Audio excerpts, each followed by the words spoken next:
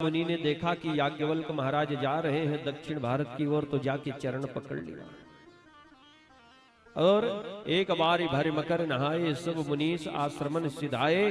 तो जाग बलिक मुनि परम विवेकी भरद्वाज राखे पद टेकी।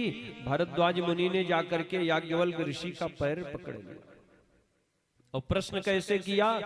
बोले हाथ जोड़ करके भारद्वाज मुनि ने कहा, सरकार निवेदन ये है कि राम कवन प्रभु पूछो तो ही कहूँ बुझाई कृपा निधि मोही एक राम अवधेश कुमारा तिनकर चरित विदित संसारा भयो रो शरण राम मारा।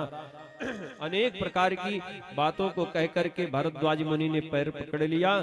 याज्ञवल्क्य ऋषि गदगद हो गए, बोले वाह भारद्वाज, तुम इतने बड़े विद्वान होकर ऐसे प्रश्न कर रहे हो, ऐसे प्रश्न किया जाता है।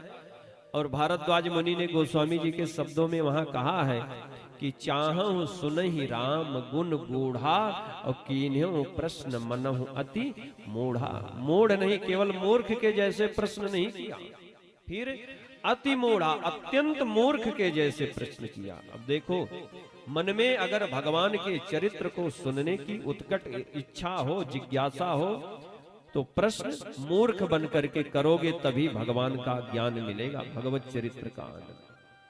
क्योंकि हमारे यहाँ उपनिषदों की उक्ति है, उपनिषद कहते हैं कि श्रद्धावान लभते ज्ञानम। अगर श्रद्धा नहीं है तो आपका वो प्रश्न, वो तर्क कुतर्क में बदल जाएगा, आपको उससे कोई आनंद नहीं मिलेगा। गरुड़ जी की तरह मन में और संकल्प विकल्प ही बढ़ जाएंगे। तो याज्ञवल्क्य मुनि ने गदगद होके कहा, चाहूं सुनहि राम गुण गूढ़ा लेकिन कीन्हु प्रश्न मनहु अति मूढ़ा।